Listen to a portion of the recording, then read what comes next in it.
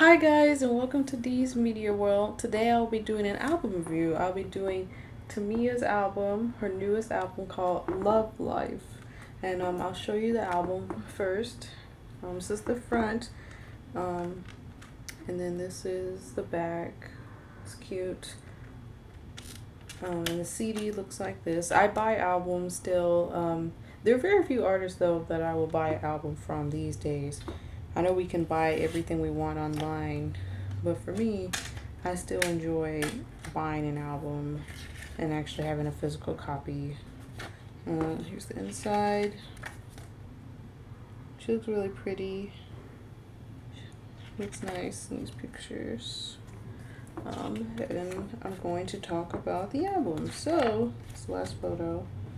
They're good pictures. This album, speaking of the album cover, is almost the same as one of her previous albums. She must really love this style because I think it's called it's not A New Day. It's her first album. I can't think of the name, and it has almost the same thing. 4 boxes, and then each box is her posing differently. She must really love that style because she's doing it again.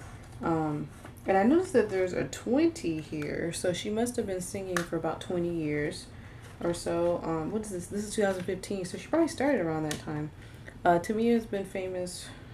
She's been singing music since the 90s. She's most famous for her song Stranger in My House and also Officially Missing You. But unfortunately, Officially Missing You is a song that is kind of famous because other people sing it too. Like, there's a lot of good covers of that song. So I think people kind of forget who was the original singer of it, which is really sad. But that's a great song. She has a good song. I have only one of her other albums, Between Friends, which is a really good album. But I've come here to talk about this album. So the first song on the album is called Love Falls Over Me, and the whole theme of this album, it's called Love Life, and you have to keep that in mind listening to the album because it's all positive. It's all about being happy, being in love, being with a long-term partner, about keeping that love alive. Like, there's no songs on here about heartache.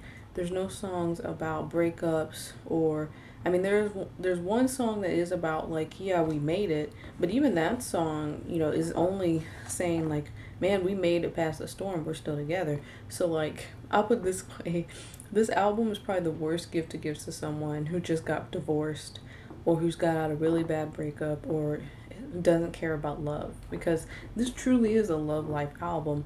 As we know, if you know, she's married to Grant Hill and they've been married, I think, 15 years or so. So they obviously have been staying strong, and I think this album was really for him because you can feel like the emotion behind the songs. So the first song on the album is called "Love Falls Over Me," and as I did with the Jasmine Sullivan album, I'm gonna rate each song right at the back. I give this song about a 3.5 out of 5. It is a good song. It's a good way to start the album. It's relatively upbeat. It's pretty. And it's about kind of just being in love and how you just want to be near this person and how they kind of just changed their life and things like that. It's a sweet song. The second song is called Chaise Lounge, which I've never heard of a Chaise Lounge before this song, I don't think. I probably have seen one before, but I never heard of it. One of my favorite songs actually on the album. I give the song actually a 5 out of 5. It has a great melody. It's a love song. It's a sexy song about having basically sex on a chair, but it's very classy. I think if I was to sum up this whole album, you know, it would be mature, sexy, but also classy. Because the way that she talks about like making love and stuff like that never feels out of place or abnormal or trying to make a statement or trying to be outlandish or offend anyone. It's just kind of like just saying the facts and stuff. Really good song. You guys should listen to that. Her third song is Sandwich and a Soda. And this is the single off the album. Right now, she only has like one official video for the album, and it's actually this song. And it's such an odd title for a song that you kind of have to listen to it just to know like what is she talking about? Like, what is this song about? Who names the song Sandwich and Soda? And I actually really like the song. It's a strange kind of song. It's basically, I mean, the song itself isn't strange, but like, basically she is after, like, this guy is so awesome that after sleeping together, she'll make him a sandwich and a soda. And why those two things? I don't know. Um, there is some weird lyrics in there. Like she says, "Shimmy, shimmy, cocoa puff." I have no idea what that means. No idea what that means. Maybe they just thought it sounded nice. I kind of almost gave it like a 4.5 out of 5 because of that line, but I've grown to like it, I think. So I got used to it. So I still have a 5 out of 5 for it. The next song is Nowhere. And this one I gave a 3.5 out of 5. It's kind of self-explanatory. She doesn't want the guy to go anywhere. It's actually a good song. It's upbeat. I like it. A lot of the music on this album, and to be honest, I had to listen to this album a couple of times because I like most of the songs on here, but some of them I get confused with other songs. So I'm like, I'm trying to remember how this melody went or how that melody went. But I do like this song. Number 5 is Lipstick, which is probably one of her best songs too. I actually gave that song a 5 out of 5. Really, really classy song.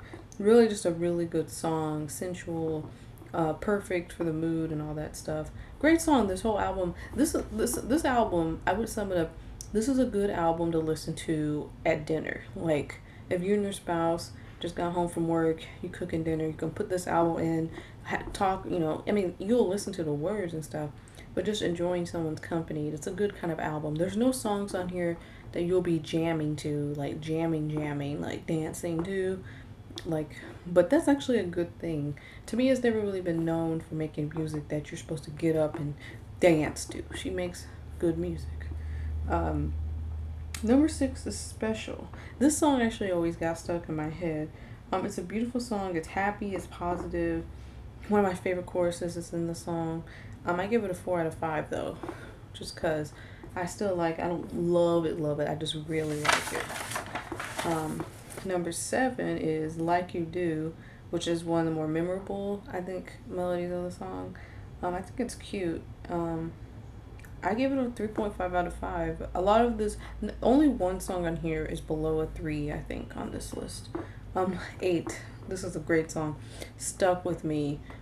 One of her best, not just on this album, but period.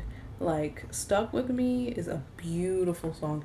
Like, the song is kind of just about how, she's always gonna be there for him. It's a ballad, and it's a great ballad. But it's not boring or anything. It's not overdone. It's a beautiful song. I think I could hear kind of like Officially Missing You. This is a song I definitely could hear a lot of people covering. If I could sing, I would definitely cover this song. I love the positivity about the song, and the lyrics are great. It actually reminded me of something that Shantae Moore would sing, if she had like a good writer for her music. Great, should be a single. I saw that there is a music, like, lyric video on her channel for this song. I'll definitely link it below. But I'm hoping she has a video for it, and I hope it gets a lot of airplay because this is a great song. It's kind of like an old R&B song. It's classic. It's love song. You don't hear a lot of genuine love songs these days, without it being overdone. It feels genuine. It feels relatable. It's a beautiful song. Definitely have to listen. If I had one song you had to listen to on the album, it would probably be this one. Number 9 is No Lie. I like that song a lot. I still gave it a 3 out of 5. I like it a lot though. Number 10 is Day One, which is the only song on this album that's below a 3. Oh wait, no, there's one other that's below a 3. I gave Day One 2.5 out of 5. This one is like Stuck With Me if Stuck With Me wasn't good. Like that, this is what Day One is. It's about defeating the odds, and stuff like that. But to me, it's just too slow. Like it's okay. Most of this album is slow, but we didn't need a song that was really slow.